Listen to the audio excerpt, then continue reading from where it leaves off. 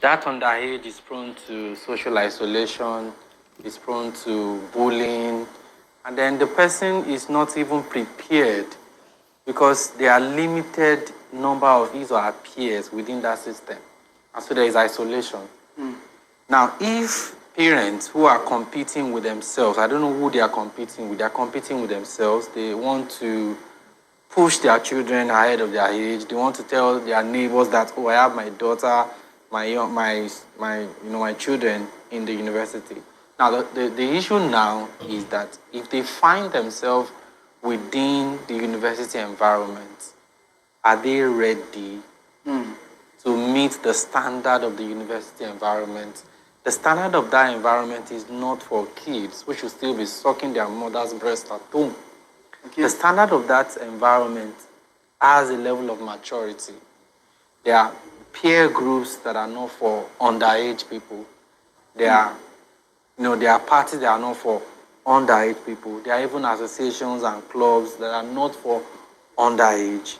Now, the university environment itself, you meet different kind of people.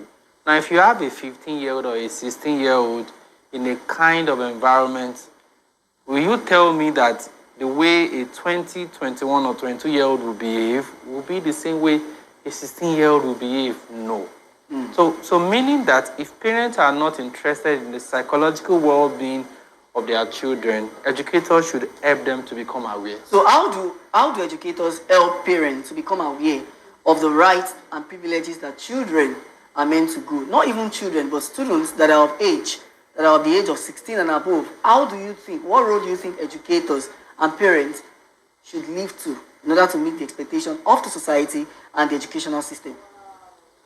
So let me start by saying that one of the things that kicked out the former Minister of Education was this similar policy. 16, yeah. So people lampooned the policy, they said a whole lot of things. So the role of every educator is, okay, let me start by saying that if parents can watch programs like this, it will help them to know their right from their left. Where educators discuss issues, trending issues like this. So this is an avenue for parents to learn, to know what they need, what they don't know. Yeah. The next thing an educator can only do is to advise parents, to tell them, oh, your child is at this particular age, this is what your child needs to do. And then there is this learning gap in our education sector. If a child is 16 and the child is out of secondary school, fine, there's nothing wrong with that. But there should be other things that the child can do while preparing for UTME. You understand? Like? The child can go to various technical schools. There are technical schools.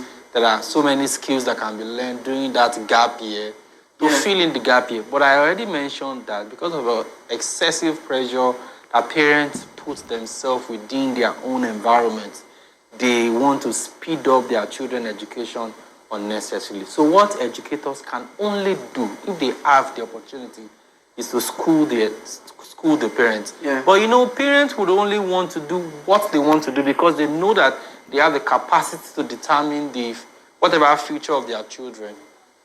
All right.